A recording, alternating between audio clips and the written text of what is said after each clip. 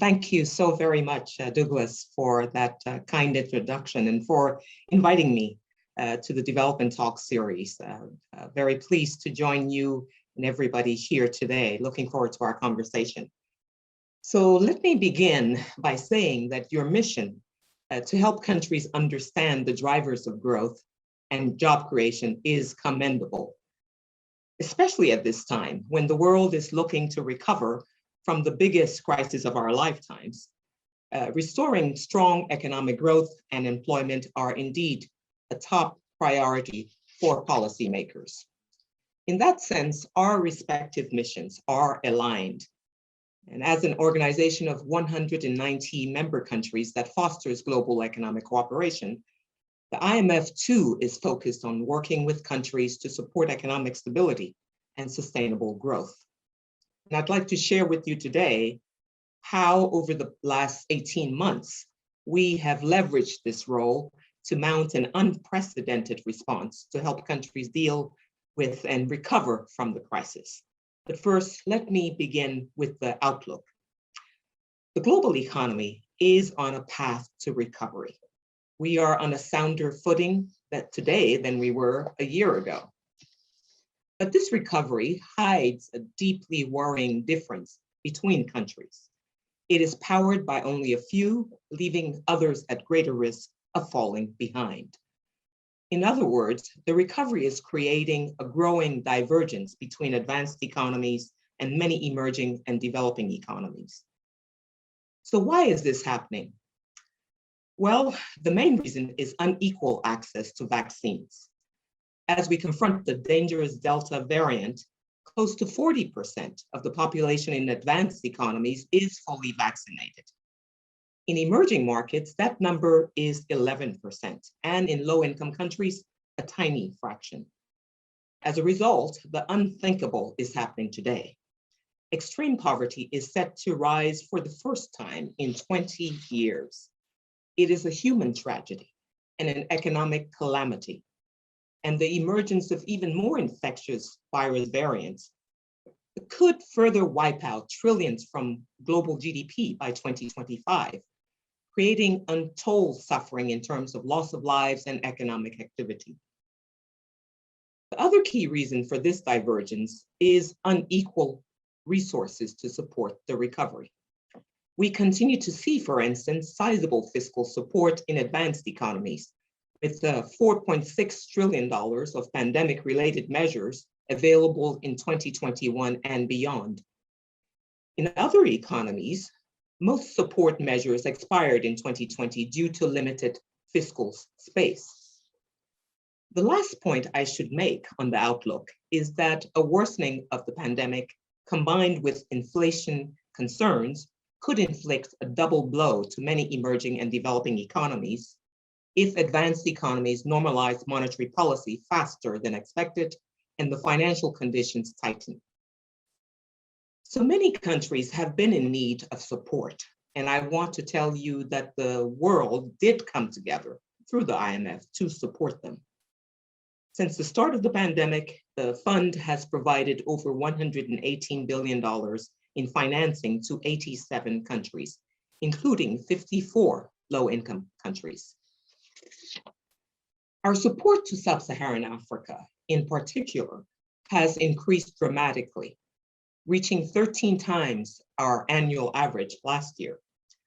And we provided policy advice and capacity development support to over 175 countries during the crisis.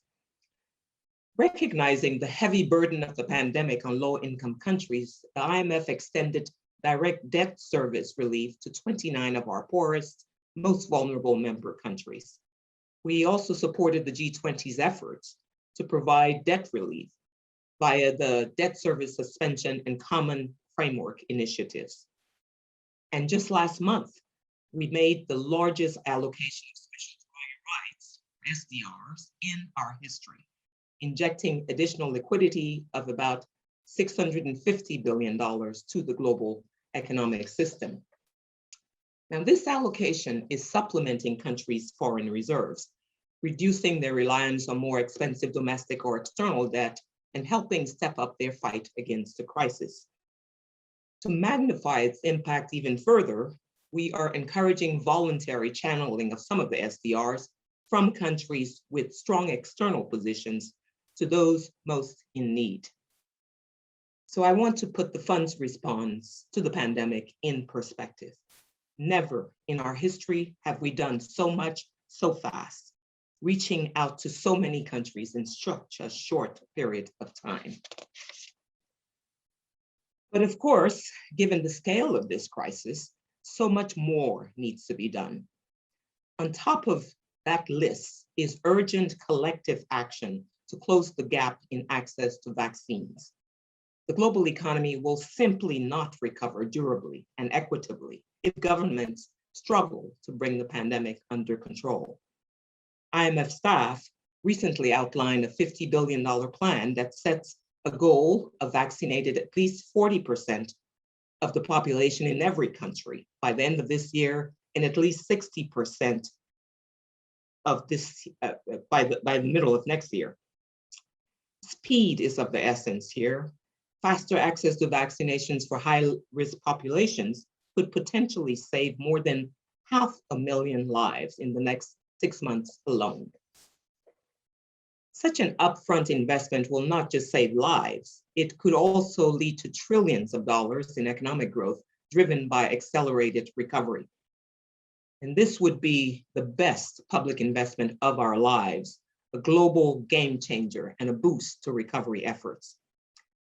In short, vaccine policy today is the most urgent and important economic policy and our first priority to building a new agenda for macro stability. Building a more resilient and sustainable global economy as we emerge from the crisis is the other priority. These are the imperatives for long-term macro stability, ensuring that our economic systems are strong enough to withstand shocks in an uncertain world and encouraging a harmonious use of resources to generate growth that benefits all. Strengthening public finances, for instance, by better mobilizing revenues and managing expenditures, modernizing financial systems, strengthening macroeconomic frameworks and improving governance. All of these are critical to enabling long-term economic stability, inclusive growth, and job creation. And they are fundamental focus areas for policymakers to build resilient economic systems. Now, policymakers also have a historic opportunity to right some wrongs of the past and build a recovery that is fair to all segments of our society, including women, informal workers, and youth. This means focusing on policies that enable greater access to basic public services, healthcare, education, and infrastructure, and policies that better protect the vulnerable from income shocks. It also means policies that enable a transition to a stronger digital economy, which can help boost productivity and financial inclusion.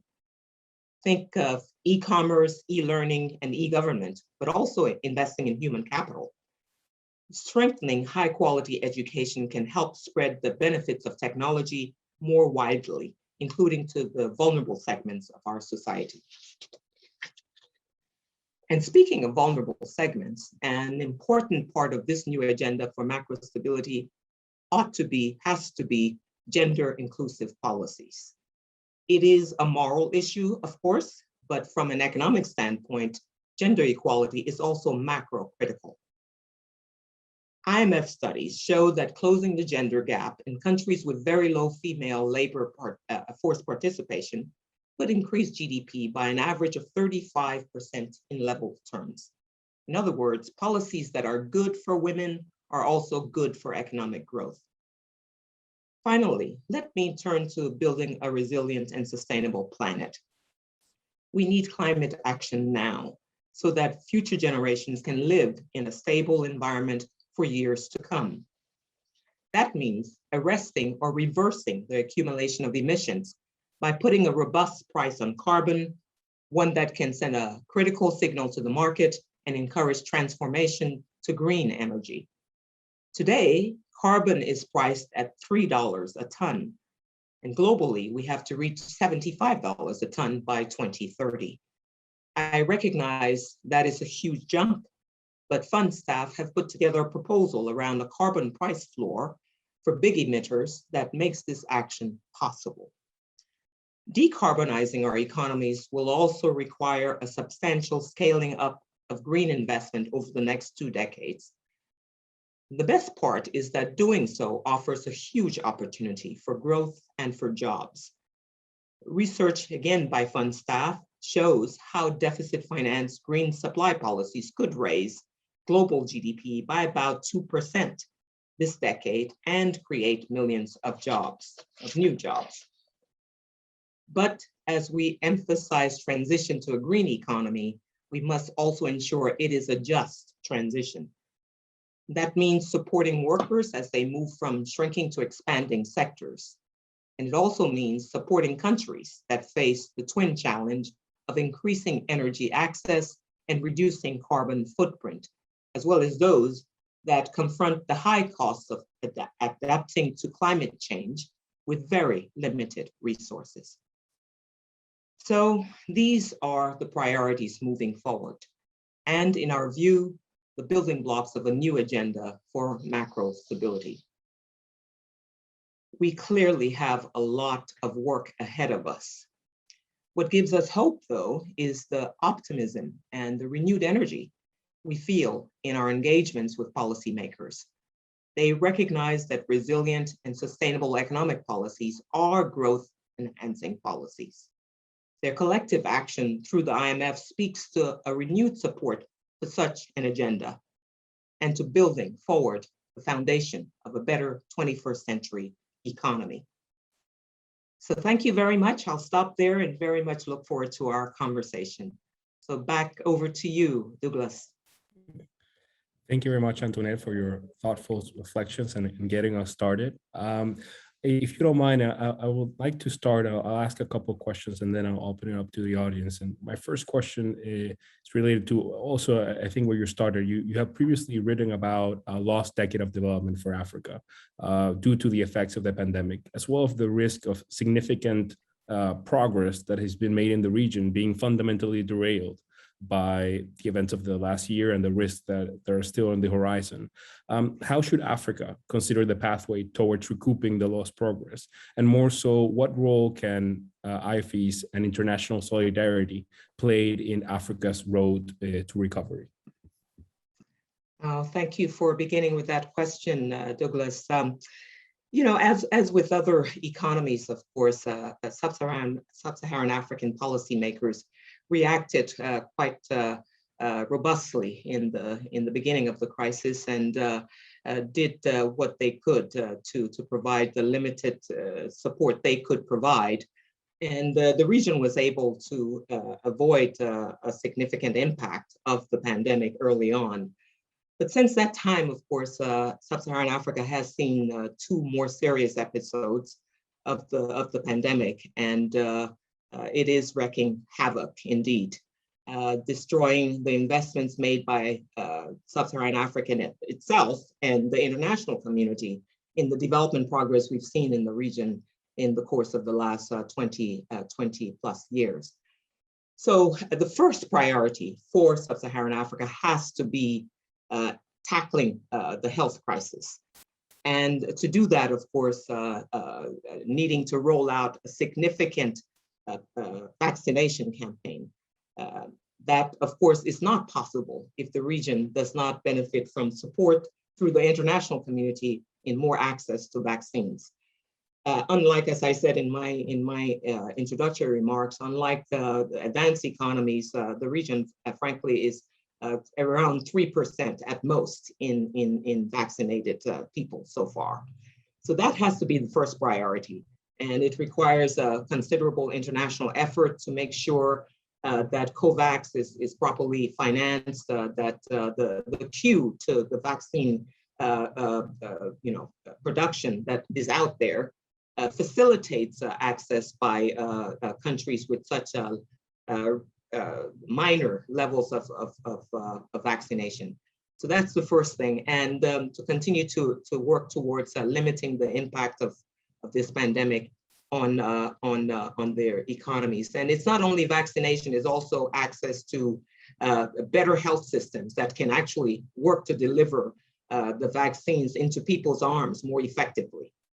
And once the pandemic is getting under control, of course, and the health effects are being properly mitigated, the region needs to move back to the very hard work of implementing policies to really maximize its prospects from a transformation of the economies. And these are policies that span macro reforms, of course, domestic revenue mobilization in particular, to give countries the ability to make fiscal space for health, for education, for infrastructure, all of those things that are hugely essential, are just essential to growth.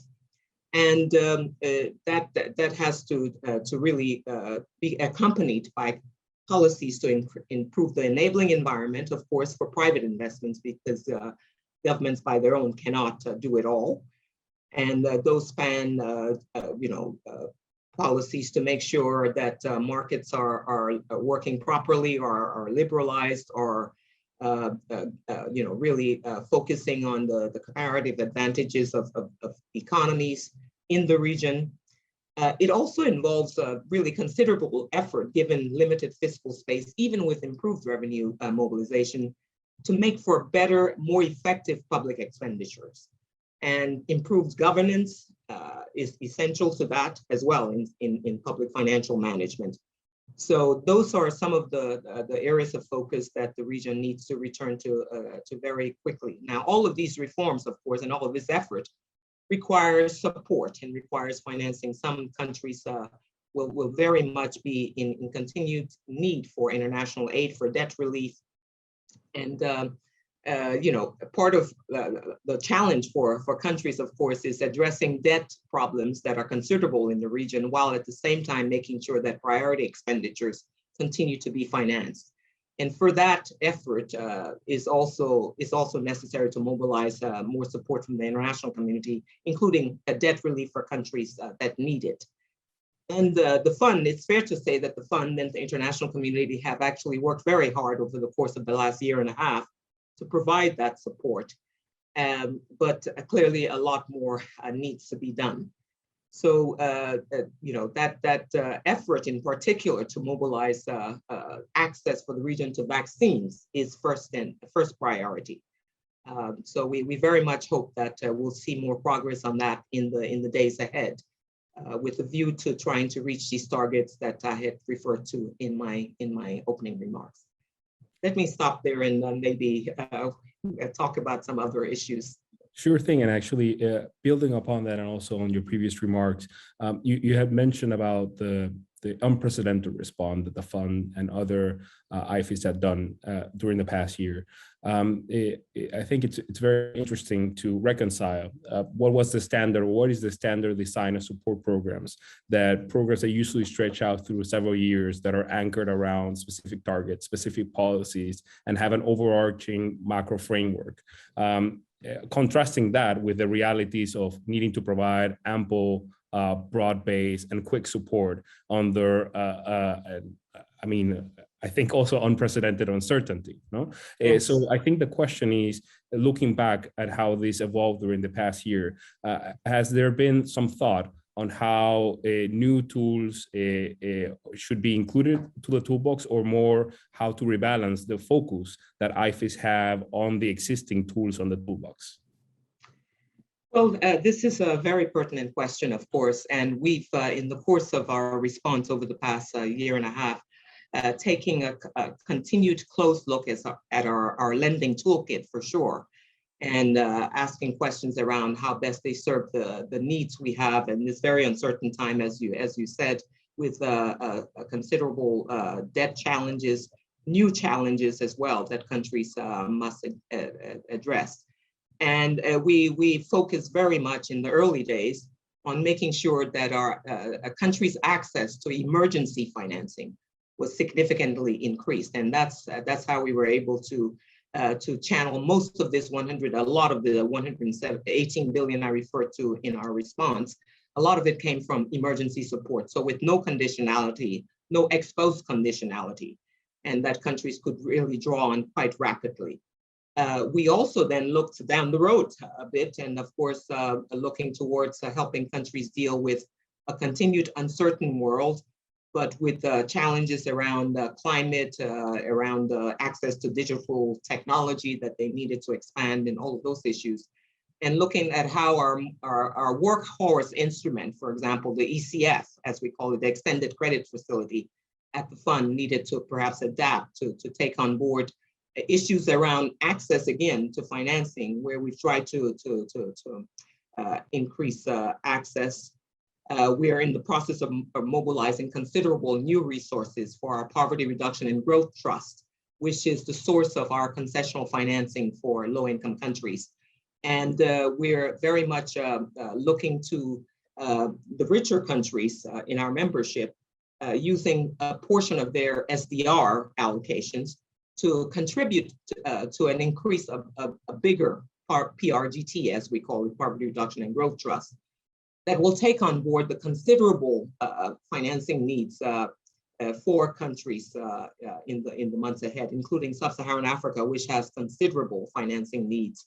In the next 5 years, some 300 plus billion that will be necessary to get back onto the path of reducing the divergence between low-income countries there and richer countries.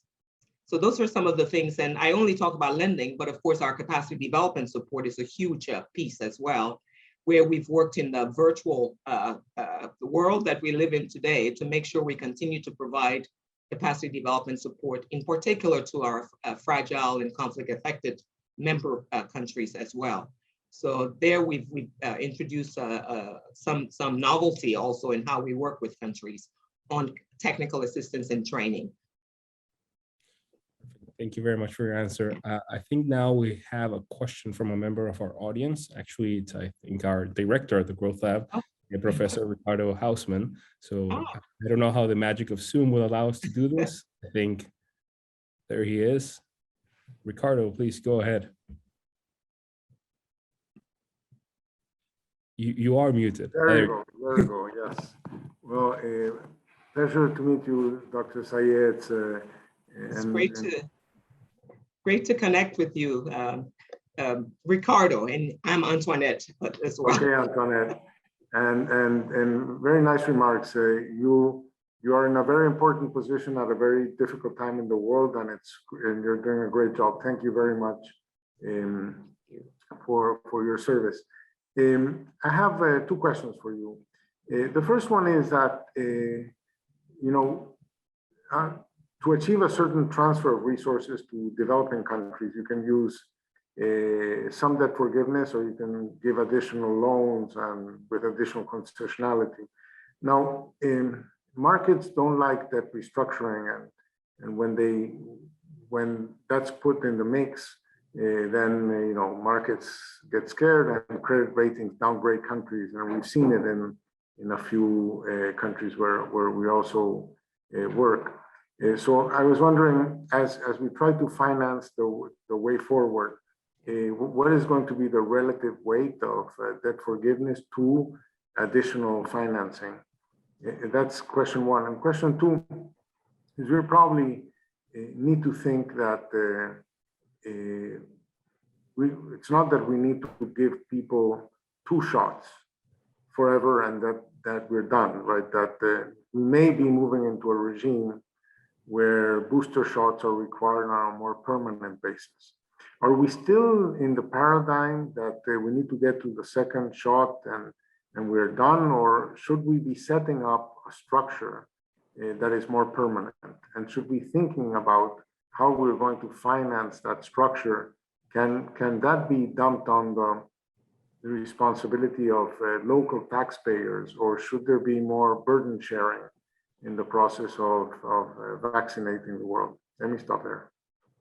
Okay, thank you. Thank you very much, Ricardo, for those 2 questions. On the first one, of course, on the extent of debt forgiveness that will be necessary relative to the extent of new financing.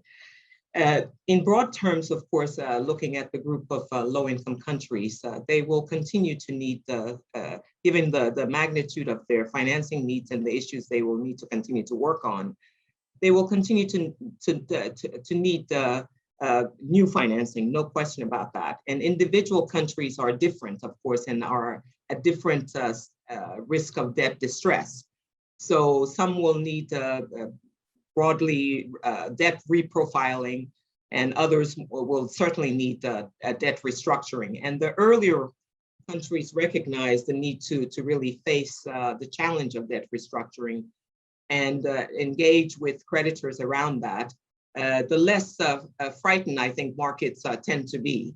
And so, an early attention to their debt vulnerabilities is what we've been advising our member countries to focus on. And at the same time, encouraging, more efforts on the part of the international community to work collectively around these debt challenges for countries. So we certainly were vocal in asking for debt relief early on in the crisis that led to the debt service suspension initiative from the G20. And of course, with the number of countries clearly needing more than that down the road because of unsustainable debts, the new common framework that the G20 then put into place is also intended to provide, tailored debt restructuring and debt forgiveness to countries depending on what they need. And there are 3 countries in the line for that, Chad, Ethiopia, and Zambia, who have applied for the common framework and have different circumstances and different features of their debt also that poses particular challenges. But the international community has to continue to provide new financing as well. And that's why we at the fund in particular have been so focused on our own side on the issue of supplementing the resources of the Poverty Reduction and Growth Trust. We absolutely see a need for much larger volumes of assistance to countries, to low-income countries in the way forward. On the issue of the pandemic and the issue of vaccines, clearly we have to prepare ourselves for potential new pandemics down the road. This one is not yet over, and it certainly needs a lot more in the way of mobilization around the international community to give first shots to many and most people in the world. Frankly, they're not even boosters is something that has never been imagined in those countries, and they need those first shots, and that needs to be recognized as a hugely important investment of the international community in its own good and for its own benefit. This is a pandemic. So as long as you have people that are not vaccinated out there, you can fool yourselves into thinking that boosters will protect you. But clearly we have the Delta variant already. That is a new variant. And we're going to see others if we are not able to provide vaccines to this larger proportion of our world citizens who have no access. So that has to be the focus, and it pays itself back. It pays back. It is an investment that, if we can get this pandemic under control, we stand to add $9 trillion to the global economy between now and 2025. So that's the focus that all of us have to have around the vaccine challenge. Thank you very much. I wanted to circle back on several of the challenges you had outlined around the different disparities that have been expanded, if you will, through the COVID-19 pandemic and its eventual responses. One of those was regarding gender disparities and how the pandemic has highlighted some of those gender disparities. I wanted to ask, how is the IMF thinking about expanding its funding or its capacity building directed towards better budgetary practices and policies to promote gender equality amongst its member countries? Yeah, no, thank you for that question. It is an inheritance from this crisis that inequality that was always there, and gender inequality in particular, has been exacerbated by it. And we're certainly focused on this issue very much in our work. Our previous analytic work that the fund has been investing in the course of the last decade or so has illustrated very convincingly that as long as half of our population, and that is women, continue to be deprived of economic opportunities, we clearly don't maximize our prospects at all and our growth potential. So that from the narrow lens of growth itself, it is hugely important to focus on reducing gender inequality. And we are working now very hard to articulate for the IMF a new gender strategy to focus on both longstanding issues in gender equality and those that have arisen in the course of the pandemic.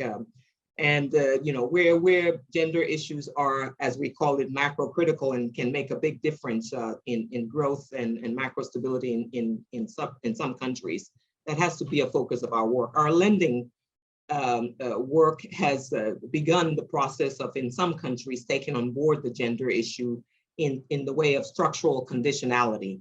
There are a number, maybe some five countries or so, ranging from countries like Argentina to Sao Tome and Principe, or to Niger and Pakistan, that have actually, we've seen some conditionality, structural conditionality in those programs, structural conditionality on gender issues that help them accomplish the objectives of those programs.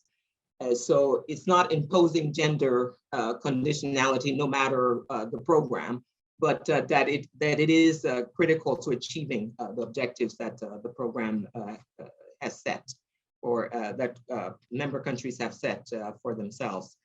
So that's on the lending side. On, of course, our capacity development efforts have been considerable in making available to a number of countries technical assistance on gender budgeting. And that is budgeting, looking at the consequences of fiscal policies, intended or not, on gender inequality, and really working to make sure that budget preparation is very informed by what could be potential negative impact or positive impact of revenue and expenditure measures on gender equality.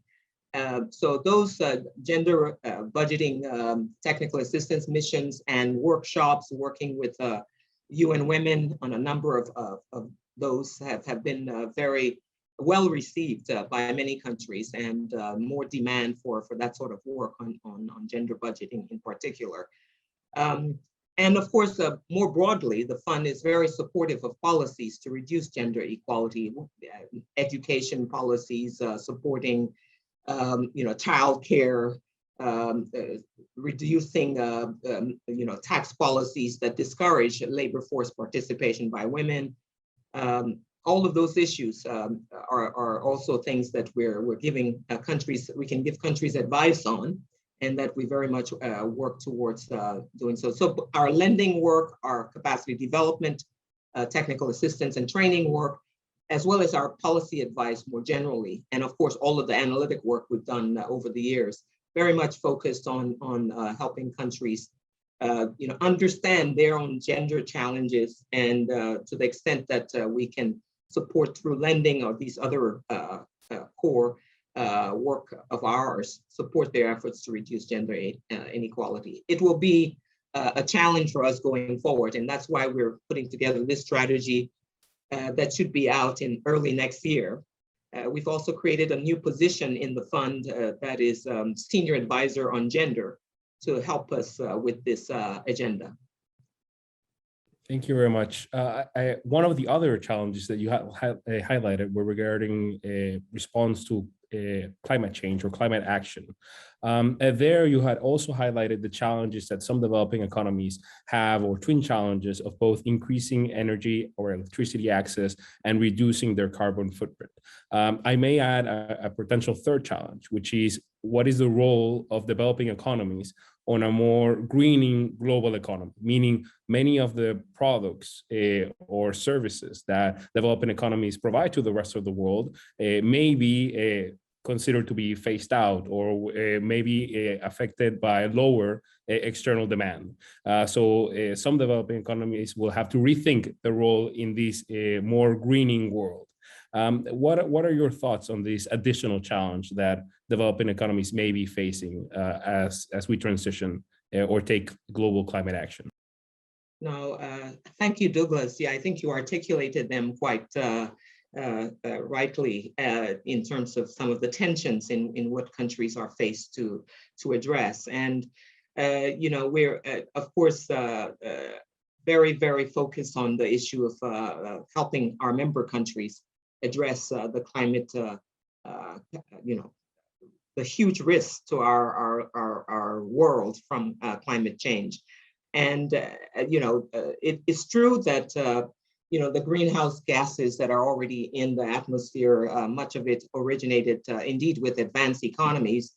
But the share of emerging markets it has been increasing quite a bit, and it's currently around 35 to 40%. So it's true that it's fair that the advanced economies would assume a larger role in addressing this issue, but not an exclusive role. It has to be a global effort.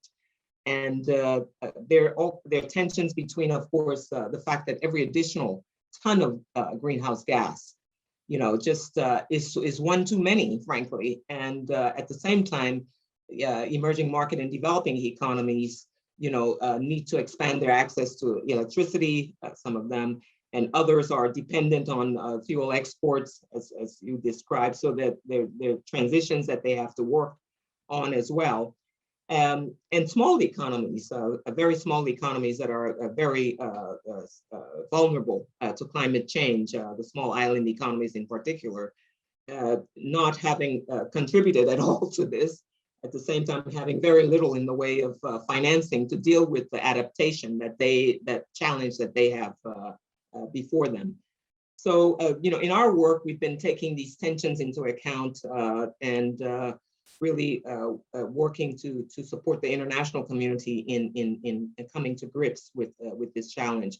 And it is the case that both transfer of financial support and of green technologies from the richer world to emerging market and developing economies is very necessary and very helpful. And that the global, the developed economies have to fulfill their commitment to provide the 100 billion a year they had promised in climate finance to support the developing world's efforts in this regard. And so, our work now is on a case-by-case basis, of course, at the fund, very much looking at the particular challenges in individual economies and how to help them address it. At the broad global level, of course, the larger emitters it's hugely important that they begin collectively to take on board the challenges there. And so we're looking in the context of our Article 4 reports where climate change is macrocritical. We are very much strongly encouraging a focus on that in Article 4 reports, and we've had a few already. Of course, transitioning is a big issue for fuel exporters and others who are dependent on, and that's a focus also of our work for those countries. And the adaptation challenge in these small open economies, small island economies, is significant, also looking at those issues as well. So an important role for the international carbon price floor that I mentioned in my remarks, and that we're hoping there's a consensus around, especially in a small group of large emitters who can really make a difference if they come to agreement on this. Thank you very much. I wanted to give some priority to several of our audience questions. So Okay. we have several questions on IMF lending. So I'll prioritize the first two. So one is a clarification regarding on is IMF financing to poor countries that you noted on your remarks, credit or grants? That's the first clarification. And then second is saying in SDRs, the IMF recently allocated over 650 billion of new SDRs to all its new members. And you had mentioned there are some countries that are considering rechanneling these SDRs towards low-income countries. Where does this rechanneling initiative currently stand? Okay, no, thank you very much for those questions. The first one on the clarification, the fund in its support for country programs does not provide grants. It provides a highly concessional financing through the Poverty Reduction and Growth Trust, but it does not provide grants. And that financing is at zero interest rates and is concessional. So that is the main source of our lending. Of course, that is the source of our lending to countries.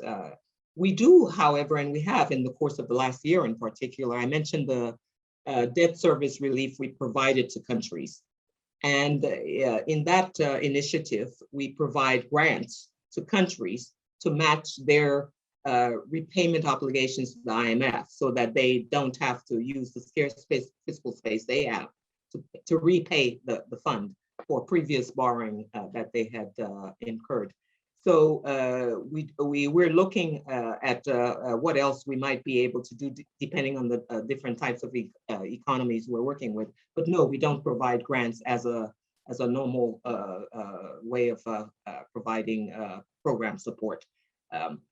Now, your other question about the SDR channeling, we're very much focused on potentially having something that we're calling the Resilience and Sustainability Trust, which would be a tool used to channel resources from advanced economies, richer countries who don't necessarily need all of the SDRs they have been allocated into this trust fund to make it available to lend to low-income countries, some emerging markets, small island economies faced with resilience challenges and sustainability challenges, including climate change, to use this new trust. And we're at a point where we hope to get support for this, at least with perhaps more work right after the annual meetings, but in the course of our annual meetings in October, hoping to get more support for this among our membership. We're already very encouraged by the interest we've seen in this potential new trust. That's where we are with that. Thank you. And we also had several questions. Let me just add one additional word, and is that I had referred to us trying to get more resources for the Poverty Reduction and Growth Trust.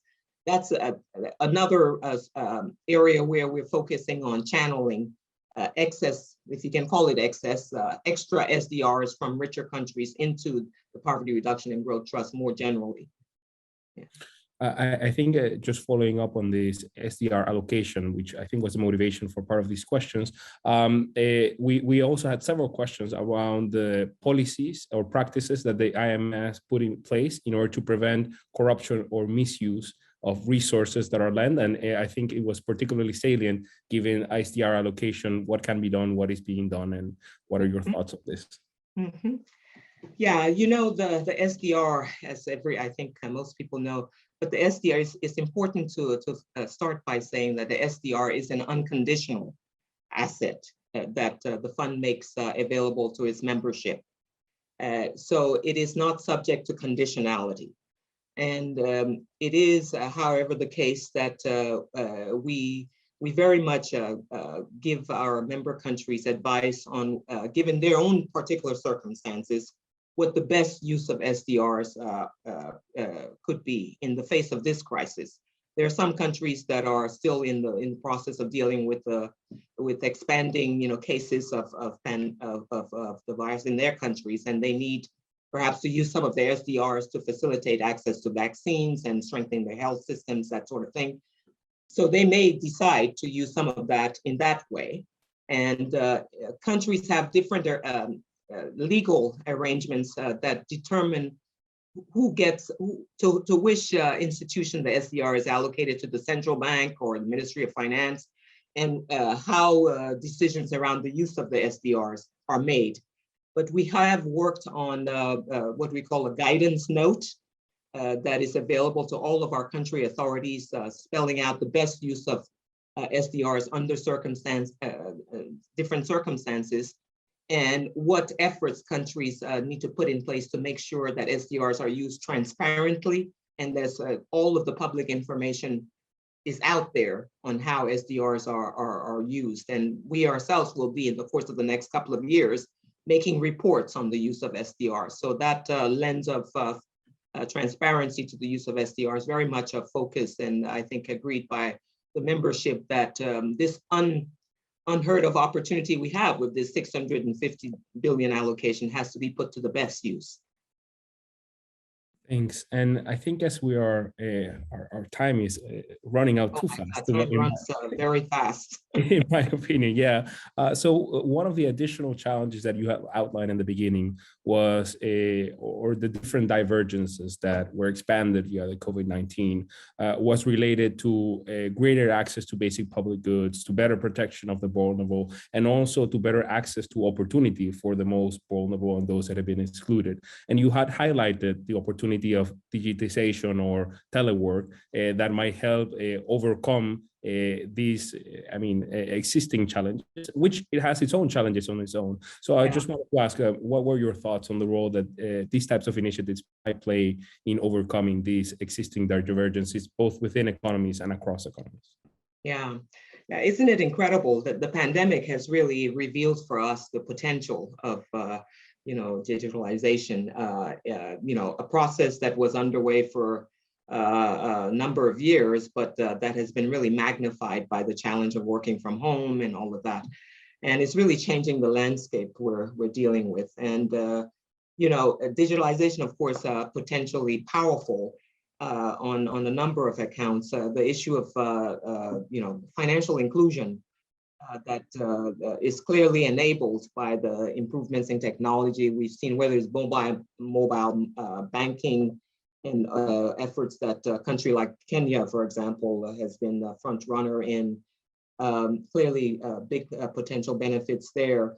And the use of the internet and all of those facilities to help financial inclusion and the education, our training, for example, at the IMF, very significantly enhanced by a virtual reach that we now have.